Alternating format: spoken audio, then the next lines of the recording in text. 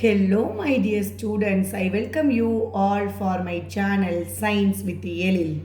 இன்னைக்கு நம்ம வீடியோவில் யூனிட் 7 கெமிக்கல் கைனட்டிக்ஸில் ஒரு டெரிவேஷன் இம்பார்ட்டன்ட் டெரிவேஷன் பற்றி தான் பார்க்க போகிறோம். Rate order for a first order reaction தான் பார்க்க போகிறோம். அதுக்கு முன்னாடி நம்ம ஒரு சில விஷயங்களை தெரிஞ்சுக்கிட்டு அதுக்கப்புறம் integrated rate law for a first order ரியாக்ஷனை கண்டுபிடிப்போம். ஸோ முன்னாடி என்ன தெரியணும், ஒரு ரியாக்டன்ட் ஒரு ஜென்ரல் ரியாக்ஷன் இருக்குன்னு பார்த்துக்கோமே. இந்த ரியாக்ஷன் தான் இருக்குது x of A gives product. ஏன்ற ரியாக்டன்ட் ப்ராடக்டை கொடுக்குது. அப்போது இதுக்கு ரேட் எப்படி எழுதுவோம், ரேட் ஈக்குவல் டு மைனஸ். ஏன் இந்த மைனஸ், ஒரு ரியாக்ஷனில் ரியாக்டன்ட்டோட கான்சன்ட்ரேஷன் குறைஞ்சிக்கிட்டே வரும், ப்ராடக்டோட கான்சன்ட்ரேஷன் கூடிக்கிட்டே வரும். இப்படி தான் ஒரு ரியாக்ஷன் நடக்கும். ஸோ ஒரு ரியாக்ஷனில் ரியாக்டன்ட்டோட கான்சன்ட்ரேஷன் குறைஞ்சிக்கிட்டே வரும், ப்ராடக்டோட கான்சன்ட்ரேஷன் கூடிக்கிட்டே வரும். ஸோ ரியாக்டன்ட்டோட கான்சன்ட்ரேஷன் குறையிறதுனால, டைம் ஆக ஆக குறையிறதுனால தான் இந்த மைனஸ். ஸோ நான் ரியாக்டன்ட்டை இனிஷியலாக ஒரு நம்பர் ஆஃப் மோல்ஸில் எடுத்திருப்பேன், எக்ஸ் மோல்ஸ் நீங்கள் கொடுத்துருக்காங்க. ஸோ கொஞ்சம் நேரம் டைம் ஆக ஆக சேஞ்ச் இன் டைம் ஆக ஆக பார்த்தீங்கன்னா அந்த ரியாக்டன்ட்டோட கான்சன்ட்ரேஷன் என்ன பண்ணிக்கிட்டே வரும், குறைஞ்சிக்கிட்டே வரும், சேஞ்ச் ஆகிட்டே வருது. ஆமாவா? ஸோ அதை தான் இங்கே மென்ஷன் பண்ணி எழுதியிருக்கோம். ரேட் ஈக்குவல் டு மைனஸ், இந்த மைனஸ் எதுக்காகன்னு சொல்லிட்டேன், ரியாக்டன்ட்டோட கான்சன்ட்ரேஷன் குறையிறதுனால, மைனஸ் டி ஆஃப் ஏ. ஏ இங்கே யார் ரியாக்டன்ட், ஏ. அதை வந்து கான்சன்ட்ரேஷன் டேர்மில் தான் எழுதணும். கான்சன்ட்ரேஷன்றது இந்த ப்ராக்கெட்டுக்குள்ளே எழுதுறது தான் கான்சன்ட்ரேஷன். ஸோ அப்படி தான் எழுதணும், இந்த ப்ராக்கெட் போடாமல் எழுதக்கூடாது. So change in concentration of A, அந்த சேஞ்ச் தான் இந்த டி. அது மாதிரி with respect to time change ஆகும்போது தான் இந்த change in concentration of A இருக்குது. ஸோ இப்போ rate equal to minus D of A by dt. இந்த ஈக்குவேஷன் நம்ம என்ன சொல்லலாம், டிஃப்ரென்ஷியல் ஈக்குவேஷன் அப்படின்னு சொல்லலாம். சரி, இந்த ஈக்குவேஷனுக்கு எப்படி நம்ம ரேட்லா எழுதுறது, ரேட்லால rate equal to rate constant k, rate constant போட்டு தான் எழுதணும். கே இன்ட்டு ரியாக்டன்ட்டோட கான்சன்ட்ரேஷன், அதுதான் இந்த ப்ராக்கெட்டுக்குள்ளே ஏ. தென் இங்கே எத்தனை நம்பர் ஆஃப் மோல்ஸ் வந்து எக்ஸ், அது போட்டாச்சு. ஸோ இப்போ rate equal to rate constant K into concentration of X. இப்படி தான் ரேட்லாம் எழுத முடியும் இந்த ரியாக்ஷனுக்கு. ஓகேங்களா? So here K is nothing but a rate constant. இந்த எக்ஸ்ன்றது நம்பர் ஆஃப் மோல்ஸ், அது பவரில் ரைஸ் பண்ணி எழுதணும். Okay, so X is nothing but இங்கே பவரில் என்ன இருக்கோ அதுதான் அங்கே ஆர்டர் ஆஃப் அ ரியாக்ஷன். 1 வந்துச்சுன்னா 1 தான் ஆர்டர், 2 வந்தால் 2 தான் ஆர்டர். ஸோ அதான் இந்த எக்ஸுன்றது. ஓகேங்களா? இப்போது என்ன சொல்ல வராங்கன்னா, இந்த டிஃப்ரென்ஷியல் ஈக்குவேஷன் இருக்குது பார்த்தீங்களா, இதை வச்சு மட்டுமே நம்ம எல்லா நேரத்துலையும் ஏவோட கான்சன்ட்ரேஷனை தெரிஞ்சிக்க முடியாது. ஒரு ஸ்பெசிஃபிக் கான்சன்ட்ரேஷனில் ஏ யூஸ் ஆகணும்னா அதுக்கு எவ்வளோ நேரம் ஆச்சு அப்படின்றதெல்லாம் கண்டுபிடிக்க முடியாது. அது மாதிரி ஒரு டைமுக்கு அப்புறம் ரியாக்டன்ட்டோட கான்சன்ட்ரேஷன் என்ன ஆச்சு அப்படின்றதையும் சொல்ல முடியாது. அப்போது ஒரு ஸ்பெசிஃபிக் கான்சன்ட்ரேஷனில் ஏ யூஸ் ஆகணும்னா அதுக்கு எவ்வளோ டைம் ஆகும், how long will it take, அதையும் சொல்ல முடியாது.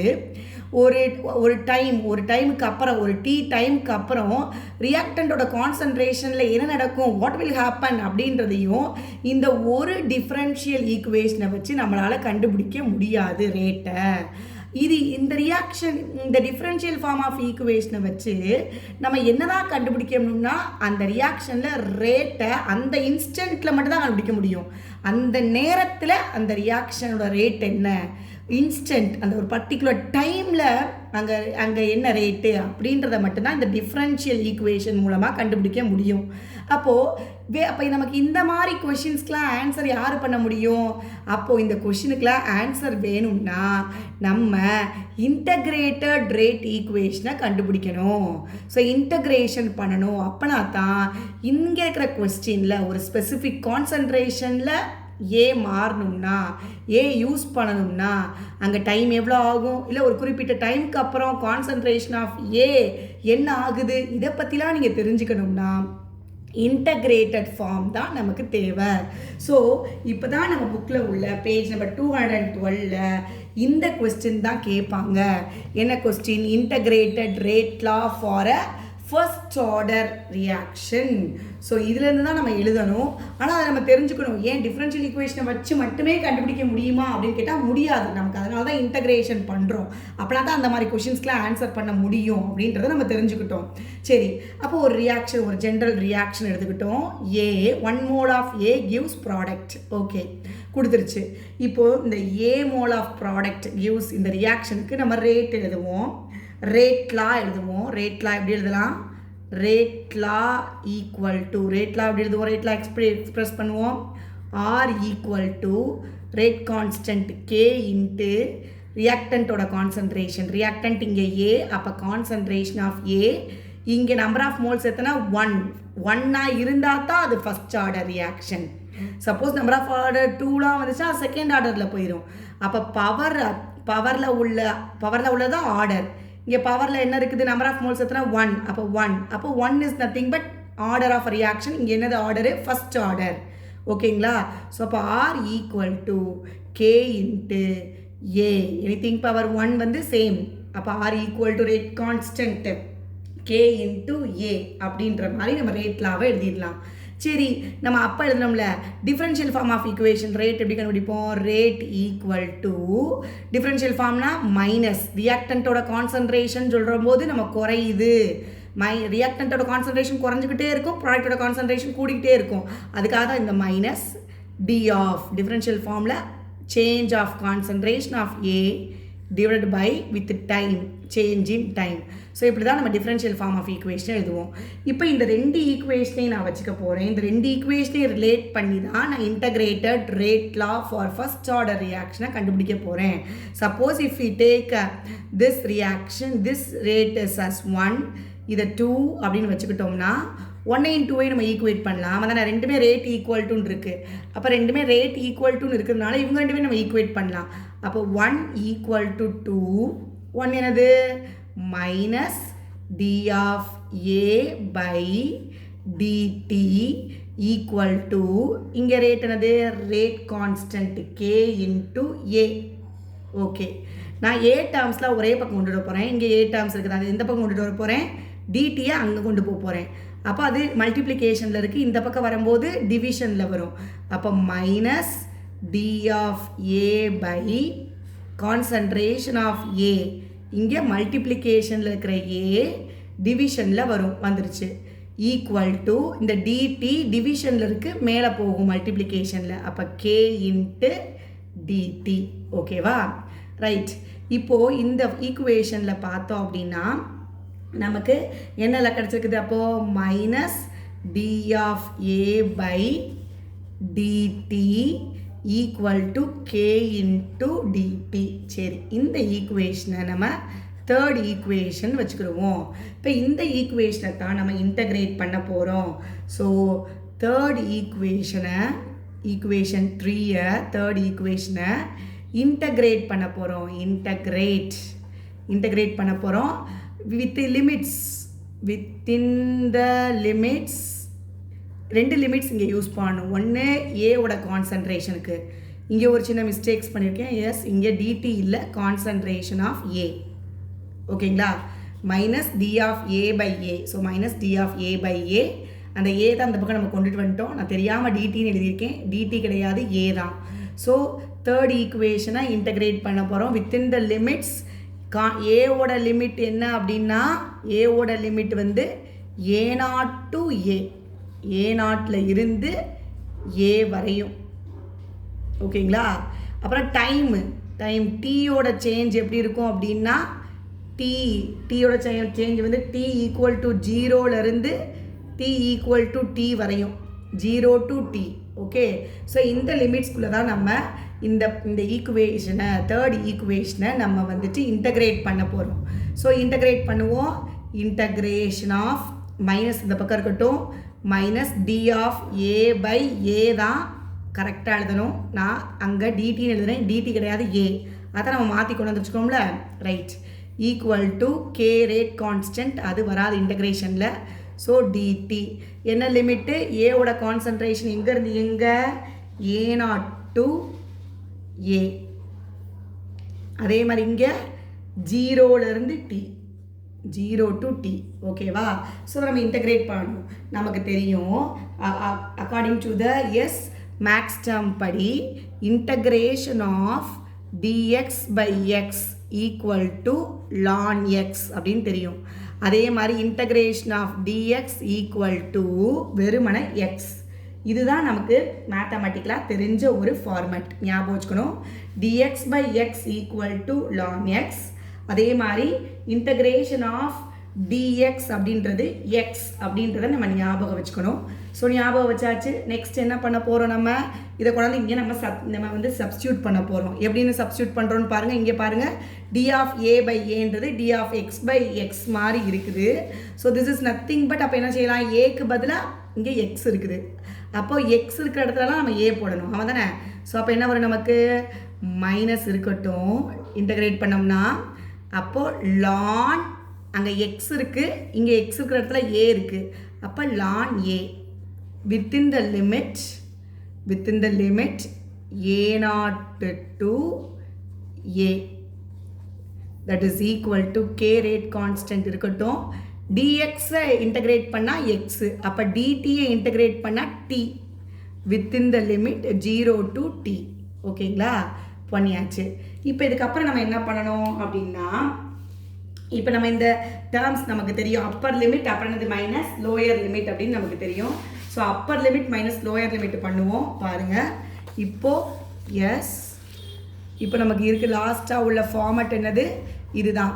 ஸோ இதுலேருந்து நம்ம upper limit minus lower limit பண்ணுவோம், பார்ப்போம்.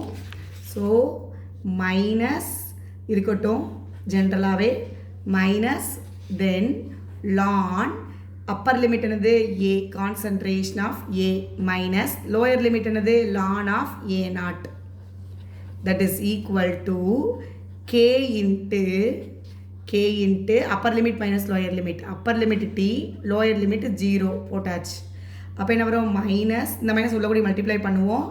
அப்போ minus ln A minus into minus plus ln A0 equal to kt. ஓகேங்களா. ஸோ இதை நான் ப்ளஸ் டேர்ம் இந்த பக்கம் கொண்டுட்டு வந்துடுறேன். அப்போ ln A0 minus ln A equal to kt. ஓகேங்களா. நமக்கு இன்னொரு ஃபார்மெட் தெரியும். என்னது அது, மேக்ஸ் டேர்ம் படி என்னது நமக்கு இன்னொருக்கு தெரியும். அதாவது ln A minus ln B equal to ln A by B. So அதுதான் இங்கே இருக்குது, லான் ஏ மைனஸ் லான் பி. அப்போ எப்படி எழுதலாம், லான் ஏ பை பி. அப்போ ln A0 by A equal to kt அப்படின்னு எழுதிடலாம். ஓகேங்களா. ஏ பை பினா இங்கே ஏ வந்து A0 மாதிரி, இது வந்துட்டு பி வந்து ஏ மாதிரி.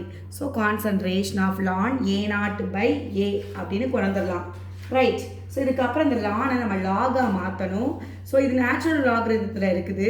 நம்ம பேஸ் 10 இருக்கிற மாதிரி யூஷுவல் லாகிரதத்துக்கு மாற்றணும். ஸோ மாற்றணும்னா என்ன பண்ணணும், அப்போது லானை லாகாக மாற்றணும்னா நம்ம என்ன செய்வோம், பேஸ் 10 வித் பேஸ் 10ல் மாற்றணும்னா 2.303 என்ன செய்வோம், மல்டிப்ளை பண்ணணும் லானை லாகாக மாற்றுறதுக்கு. ரைட். ஸோ மல்டிப்ளை பண்ணுவோம் மேலே உள்ள லானை லாகாக மாற்றுறதுக்கு. அப்போ 2.303 இன்ட்டு லான் எப்படி மாறிடும், லாகா மாறிடும் with base 10 concentration of A0 by A. ஓகேயா. So equal to kt. Okay. So நம்ம லானை லாகா மாற்றுறதுக்கு 2.303 மல்டிப்ளை பண்ணோம். ஓகே. எனக்கு ரேட் கான்ஸ்டன்ட் கே வச்சு தான் ஈக்குவேஷன் வேணும். அப்போ இவன் மட்டும்தான் வேணும். இந்த டீயை அங்கிட்டு கொண்டு போயிடுவோம். அப்போது கே ஈக்குவல் டு இந்த டி இங்கே மல்டிப்ளிகேஷனில் இருக்குது, அப்போ டிவிஷனில் கொண்டு போவோம். அப்போ 2.303 divided by t log of என்ன இருக்குது, A0 by concentration of A0 by A. ஓகேங்களா. ஸோ இப்படி தான் நம்ம எழுதணும். கான்சன்ட்ரேஷன் போடணும், போடாமல் இருக்கக்கூடாது. நம்ம கண்டிப்பாக கான்சன்ட்ரேஷன் போடணும். ஓகே, போட்டாச்சு. ரைட். ஸோ இது வரையும் இதுதான் நமக்கு ஃபைனலாக ரேட் கான்ஸ்டன்ட் கண்டுபிடிக்கிற ஈக்குவேஷன். இது வரையும் நீங்கள் எக்ஸாமுக்கு எழுதினா போதும். Integrated rate law of first order reaction கேட்டால் எஸ் நீங்கள் இங்கேருந்து எஸ் ஏற்கனவே நான் சொன்ன மாதிரி ரேட் லாவோட ஈக்குவேஷனை கண்டுபிடிச்சி இங்கேருந்து எழுத ஆரம்பித்தா போதும். ரேட் லா நான் காமிக்கிறேன் பார்த்தீங்களா, இன்டகிரேட் ரேட் லா இங்கேருந்து அப்படியே நீங்கள் சொல்லணும். இங்கே ரேட் லா எழுதி காமிக்கணும், ரெண்டையும் கம்பேர் பண்ணணும், 1ஐயும் 2ஐயும், அப்புறம் அந்த கிடைச்ச ஈக்குவேஷனை இன்டகிரேட் பண்ணணும், அப்புறம் நம்ம சால்வ் பண்ணணும். சால்வ் பண்ணி இதுவரை எழுதினா போதும் நீங்கள் integrated rate law for a first order ரியாக்ஷனுக்கு. ஸோ இதுதான் நமக்கு எக்ஸாம் பாயிண்ட் ஆஃப் வியூவில் இதுவரை எழுதினா போதும். ஓகேங்களா? ஆனால் இன்னும் நமக்கு இருக்குது புக்கில் பார்த்தீங்கன்னா கிராஃப் போட்டிருப்பாங்க.